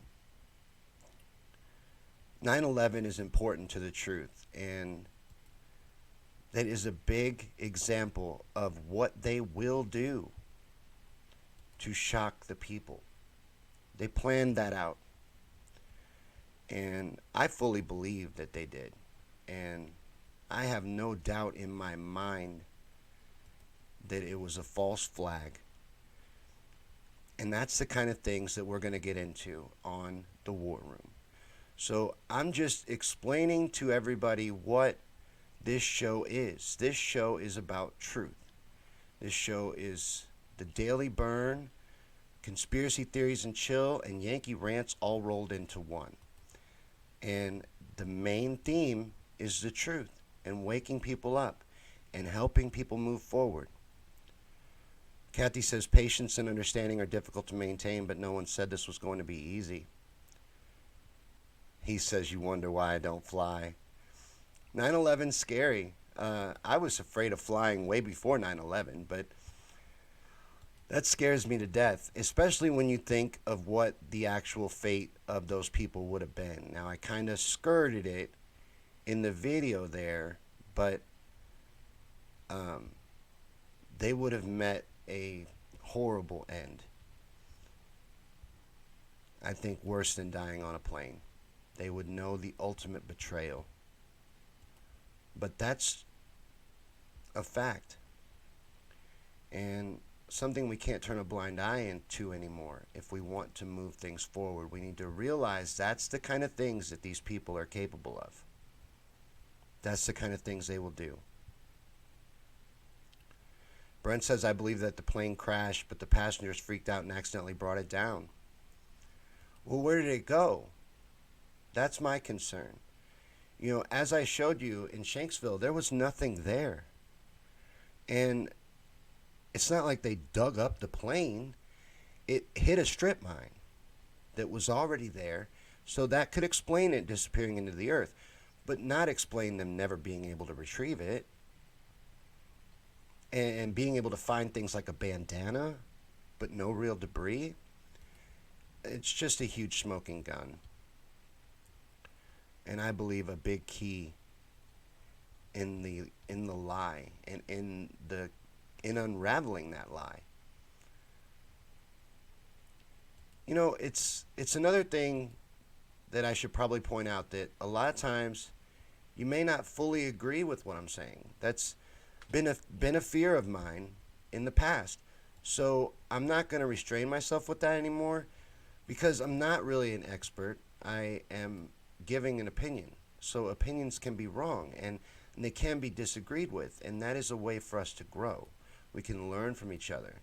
Like, I'm open to learning from all of you. And I want us to move forward as a group, together, united in the truth. And that's what the theme of the War Room's going to be. Something that includes everybody and is centered around the truth. And if I get something wrong, I'll make sure that I correct it. And I will do my best to spread that truth. But let me know what you guys think. Brittany, you're here on YouTube. I'm down with the self-sustainability content. I do this at home already as much as I can anyway. Definitely excited to see what's to come on the show. I hope it really grows and takes off. I hope what I'm trying to do here ends up being understood. And it doesn't miss the mark. I'm attempting to show you what to expect moving forward. And that's why we're doing a beast of a feed. It won't always be this long. It won't always be a marathon show. But I appreciate Heath and Kathy and Ginger and Philip and everybody who has stayed with us, Marie, through this feed. And all of you on YouTube as well. Let me thank you, Brittany and James. Thank you guys for sticking with me on the first episode of The War Room. I probably pissed a lot of people off at the beginning. You know, and I'm sorry about that. But I just need to do something more true to what I believe in, and that is showing people the truth and waking people up and helping us to be able to support ourselves in this revolution. Edward says, where's all the gold-backed deposits in bottom of World Trade Center 7 in the tower? Very good question. Do you know how much money disappeared on that day? Do you know how much evidence disappeared on that day? Like, it was... They knew that it was going to happen, and they used it to their best interest. I believe the CIA and the Mossad working together pulled off 9/11. That is my theory, and theories are okay. That's something we embrace on this show, is conspiracy theories. Do you know how often conspiracy theories turn out to be true? One of the next things that we're going to focus on is MK Ultra. I brought that up before, but I really think we need to talk about it because MK Ultra is used on the people to this day. MK Ultra never stopped, it never ended, and it is used to this day. Now, the CIA infiltrated the media in the 50s through Operation Mockingbird, which was an offshoot of MK Ultra. And like I said, this all ties together. But they infiltrated the media and took it over so that they could control the people and can control what they took in. They are the handlers. They are using MK Ultra techniques on the people through shock and awe. The emotional shocks of things like 9/11, of things like the COVID-19, of things like the coming economic collapse. They affect people, and then they, in turn, offer a solution that they already had planned and ready. There's so much that they're waiting to pull over on us. So many plans they have.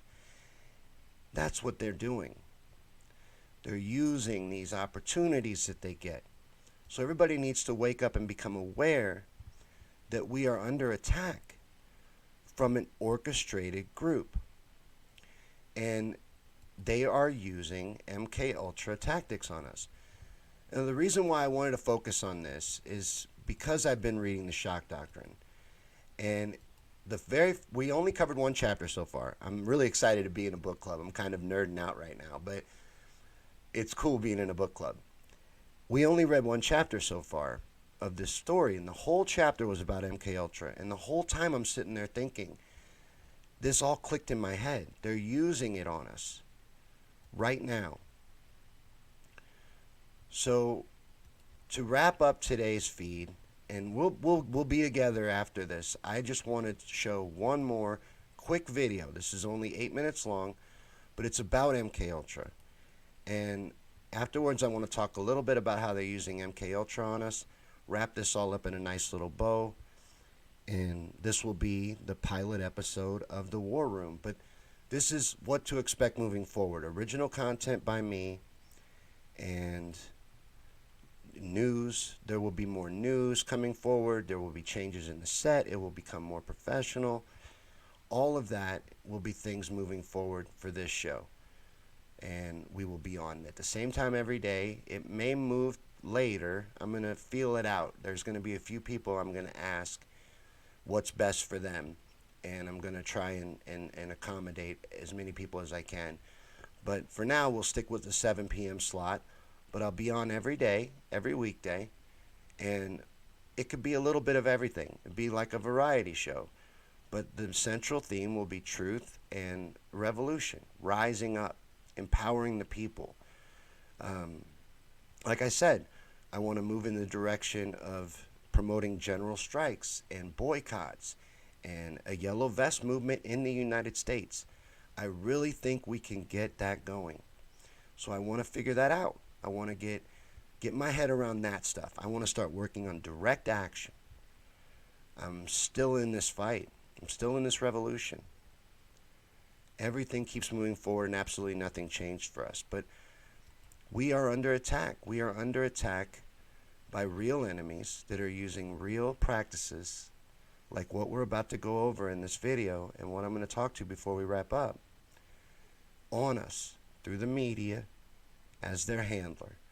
Let me show you this quick video and I'm going to explain what I mean.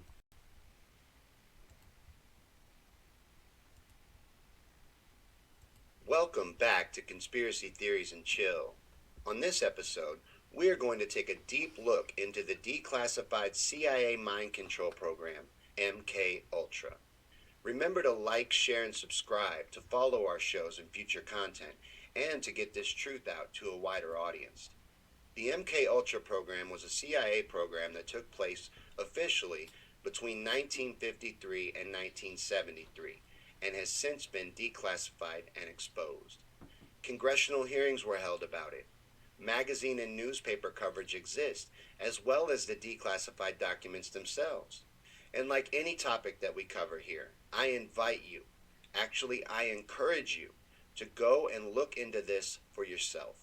But on this episode, I am going to show you briefly what MK Ultra was, and why it is important to shine a light on this chapter in our country's hidden history. MK Ultra was a large-scale CIA operation that spread out among several subgroups and used many other code names inside the agency. Its purpose was to create mind-controlled slaves through the use of many means, but centering around drugs and trauma-based mind control. Carrying on the research done under Adolf Hitler using the exact same scientists that Hitler had used that we brought to the U.S. during Operation Paperclip, the CIA drugged and tortured real people, American citizens, most of which were unwilling, and they did it for decades. This happened. It is admitted to. Real Americans were kidnapped, tricked, and put through hell to try and see if they could break their minds in a way that would make it possible for them to get someone to do whatever they wanted and then have no memory of even doing it, to create a mind-controlled slave. They had many purposes that they wanted these mind-control slaves for, such as assassins, spies, seductresses, really anything at all. These slaves would do absolutely anything that they were commanded to do, uninhibited by morals or any restrictions, and then revert back to their regular selves after the mission was complete, having no memory of doing any such tasks at all. This would be done by breaking their minds through the use of trauma-based mind control. Trauma-based mind control is a process of creating an alternate personality through the use of trauma and torture to splinter the mind and force it to dissociate to escape the trauma. It is most successfully done on children, and because of that, most of MK Ultra's research centered around small children. The goal was to create a dissociative personality. So adults with dissociative personality are also good candidates, but the Nazis and the CIA found that you could create a dissociative personality easily in a small child through the use of torture. The process would begin with selecting a victim. Then you would torture them and traumatize them through various means, including but not limited to physical abuse, the use of restraints, electric shock, waterboarding, hunger, and sleep deprivation. The subject being traumatized will also have a handler who visits from time to time and pretends to be their friend. They will reassure them, maybe feed them, earn their trust, and when the torturer has the victim at the breaking point, then the handler will be brought in to finish off the process by turning on the victim and shattering all hope, causing them to dissociate. It is at this point that hypnotism and drugs would be used for the programming, which would be inserted by their handler. Triggers would be programmed to activate the desired personality when called upon. They were setting out to create multiple different types of slaves, as I said, for various purposes, with different skills and abilities for different tasks. Some of the various types of personalities they were setting out to insert were beta program. This is referred to as sexual programming. This programming eliminates all learned moral convictions and stimulates the primitive instinct devoid of inhibitions. Cat alters may also come out at this level, known as kitten programming. It is the most visible kind of programming, as some female celebrities, models, actresses, and singers have been subjected to this kind of programming. In popular culture, clothing with feline prints often denotes kitten programming. Delta is known as killer programming and was originally developed for training special agents or elite soldiers, i.e. Delta Force, 1st Earth Battalion, Mossad, etc., in covert operations. Optimal adrenal output and controlled aggression are evident. Suspects are devoid of fear and very systematic in carrying out their assignment. Self-destruct or suicide instructions are layered in at this level. Another one was theta, considered to the psychic programming. Bloodliners, those coming from multi-generational satanic families, were determined to exhibit a greater propensity for having telepathic abilities than did non-bloodliners. Due to its evident limitations, however, various forms of electronic mind control systems were developed and introduced, namely biomedical human telemetry devices, brain implants, directed energy lasers using microwaves, and/or electromagnetics. It is reported that these are used in conjunction with highly advanced computers and sophisticated satellite tracking systems. Now, this all sounds like something out of a sci-fi thriller, but it is all very real, and it took place officially for 20 years in this country. Our government sponsored the torturing and drugging of our own citizens, many of which small children, for 2 decades. We brought over Hitler's very own top scientists and researchers and carried on his maniacal and barbaric experiments right here in our own front yard on our own people. They've had to admit that this all happened, but they claim that they failed to actually create a mind control slave during their 20-year drug and torture campaign. That's what they have to say, if you believe anything the CIA has to say about anything. Quite frankly, the agency's whole purpose is deception. That is literally what they specialize in. So no, I don't believe them when they say they stopped, nor do I believe them when they claim that they failed to create any mind-controlled slaves.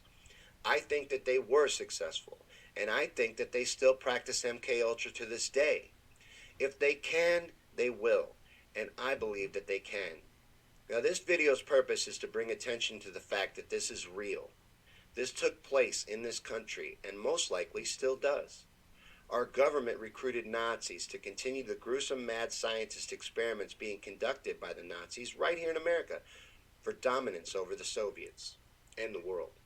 And on Conspiracy Theories and Chill, I try to take a complex issue and condense it in a way that will make the viewer think and interest them enough to look into the issue for themselves, because that is really the only way to get somebody to accept hard truths sometimes. You need to get them to look into it for themselves, and that's what we set out to do on this show. But covering the subject of MKUltra, I quickly realized that that was going to be very hard to do in short form. So I will be putting together a full-length documentary coming up in the future to really explore this vast subject. But hopefully this video has done enough to expose the fact that this took place in this country and gets at least one person to Google MKUltra and look into it for yourself. I encourage you to do just that, because I, like I said, believe that it is being used on us right now. The shocks are the crises, and then they always use their media as their handler to lay down their programming. This is what they're doing to us. And I hope I've given some kind of idea of what is to be expected with this new idea, the War Room. I am about the truth. That's what I've always been about. And I want to return to that because I think that that is what sets us free. That is what empowers us. And that is what will About the truth. change the world. Not And I want to return to being broken down or allowing ourselves to get defeated by anything that happens or gets in our way. We have the same enemies. We need to move things forward. That's what we're all about. That's what I'm going to be about on this show from now on. And Heath, you're right. A strike would be good. I'm going to start trying to figure out how to organize those kind of things. Have people on that are organizing those kind of things. Boycotts. Teach people how to rise up, how to fight back against the power structure that lords over us. Joan says, I read that Bill Gates wants the COVID vaccination to leave a UV tattoo. Thank you. I'm so glad that everybody's on board that's in the room right now and that the theme of this show has gotten across. Bill Gates, isn't it fascinating to anybody but me that Bill Gates has been given so much power and such a voice in this pandemic? And isn't it fascinating that he stepped down in such a timely manner from the Microsoft board to be fully available during this crisis? And isn't it ironic that Bill Gates funded Event 201 that planned out the response to exactly what's happening right now? This is a lot of irony. These are a lot of coincidences. I don't believe in those. Edward says, I was in Vegas at the time they were partying at OG strip club. The terrorists? I'm sorry, I don't know which thing you were talking about. Joan says, today is a rough day. We'll figure it out. We're going to move forward. Controlled demolition for sure. 9/11 is a huge, huge smoking gun. I hit all of the main points I felt like I needed to get across in the first episode of The War Room. I want us to take down this evil that lords over us. And I don't care if you have a different idea of how to accomplish that. If you are fighting for good, then I am on your side. And I want a show to be out there telling you that you are doing good. Even if we don't all agree all the time. We need to learn to be able to disagree with each other and grow. And learn from each other and open ourselves up to other views. It does no good to stay in an echo chamber. So what I'm going to do moving forward and with this show is try my best to help empower people. And that's all. And I'm just one guy who is comfortable sitting in front of a camera and running my mouth. You know, I obviously need to get a little more technically savvy because everybody just heard a semi go past the window to my studio that is not soundproofed. But we're going to do that because now with this new branding, I'm going to move forward in a collective way, in a way that includes everybody that at least understands that I'm trying to help, to do my best to move society forward. But I am losing Facebook, I think. I'm not seeing... Oh, there they are. Lacey said his father ran eugenics. Bill Gates is big into depopulation. Something that I'm going to cover, I'm going to do an expose on an upcoming War Room on is the Georgia Guidestones. Now, I posted a post today on Facebook, and I mentioned how this is like a Georgia Guidestone situation. You know, there is an agenda to wipe a large portion of us out. These people are evil. That's a fact, you know. And I think it's completely demonstrable. I can show you many examples, and that's the kind of thing we will do on this show. Because they're right out in the open about it. They let you know that they're evil. Joan says, are you aware there are a lot of pages with this name, The War Room? No, I am not. And we can rebrand. So we may need to. I came up with this name today. So it can evolve. It can move forward. I wasn't aware that there were other pages with this name. So, but the name of the page may change too. The page that we're coming from. And that could be what you were talking about. But the show is also called something that apparently is redundant. But we'll give it a name. We'll figure it out. You know, this is new. Yeah, it's a working title. You know, I still have to bounce this off of a lot of my advisors moving forward. James says, thanks for your voice and patronage. Thank you. And you know what? You're right. We need to start that kitten channel. Petting Kittens. That's going to be my hit show. Because I'm telling you, this is not popular. This is very hard and an uphill fight to try to spread truth, to try to inform people and try to get the truth out there. And that's all I'm trying to do. So that's tough right now because we're in a situation where censorship has been taken to the extreme and corporatized.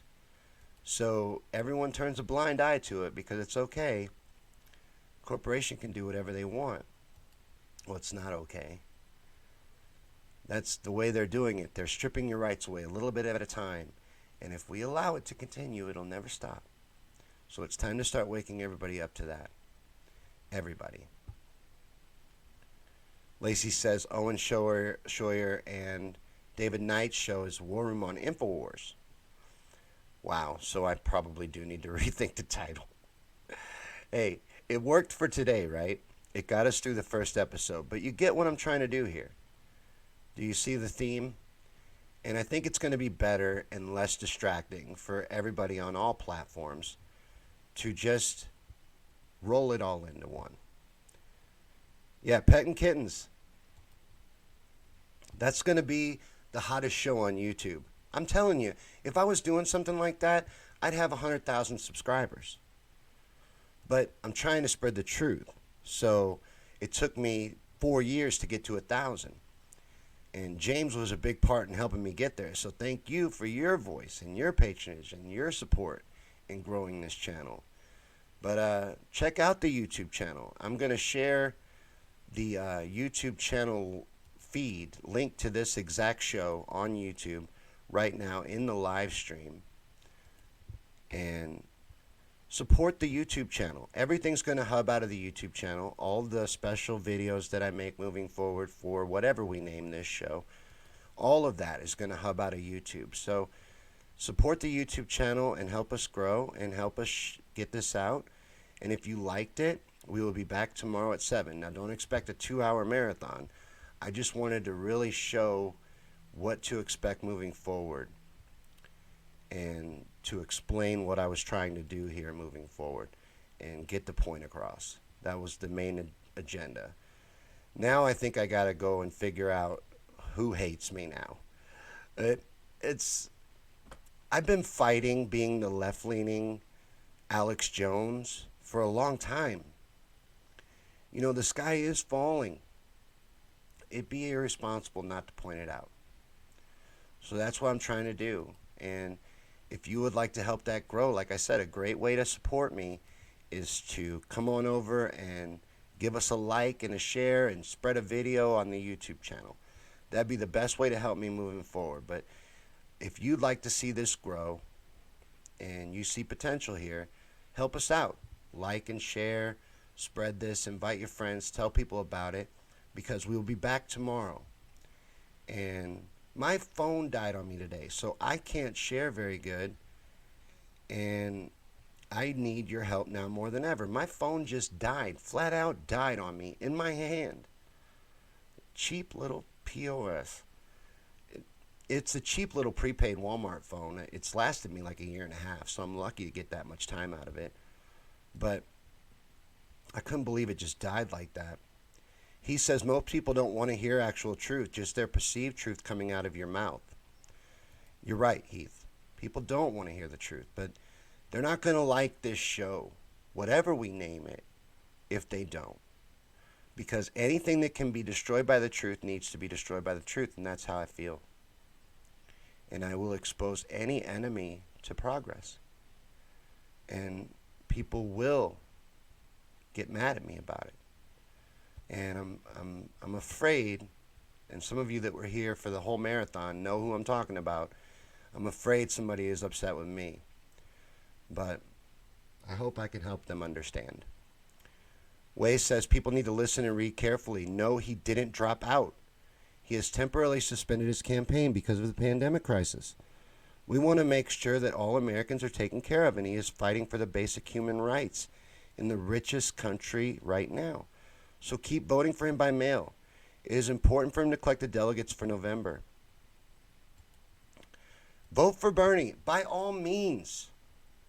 Please do. I encourage you to. Vote for Bernie. Pull some delegates. Help him. I have no bad feelings towards Bernie Sanders. None. None. I am hurt right now, and I can still say that I respect everything he did for us. I respect how he empowered us, and I respect the revolution that he built. But I want to take personal responsibility for it. I want to own it. I want to move it forward.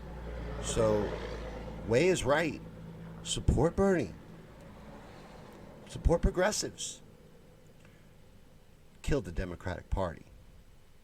Do not help the Democratic Party. Destroy the Democratic Party, for sure. Speak the truth, though the heavens fall.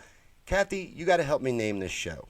You are the prettiest speaking person that I have had the blessing to have met ever since I went on this journey and started growing my friends list out. And I've met some amazing people, but you are the best with words of anyone I know. Matter of fact, you stump me quite often.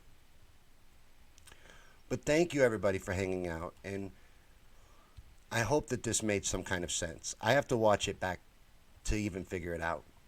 I tried to write an outline, but all I knew is I wanted to stop holding myself back. If I was going to talk to people and I was going to try and do this moving forward, I wanted to be as honest as I possibly could and as free as I possibly could be to do that. And yeah, Heath, Bernie brought us all together. I can't hate him. You know, in 2016, I'm going to be quite honest with you, I was pissed when he endorsed Hillary. I went immediately outside, pulled my yard sign out of the ground. I didn't take my bumper stickers off my car. I'm not mad. I'm hurt. And a lot of people are. And we're going to need time to heal. And it's just irresponsible to ignore that. It's irresponsible to not understand that. And to not be there for those people. And to act like you can't understand why they're hurt, why they're upset. You understand. You see it. We all see it. The boot's on all of our neck. We're all in this together.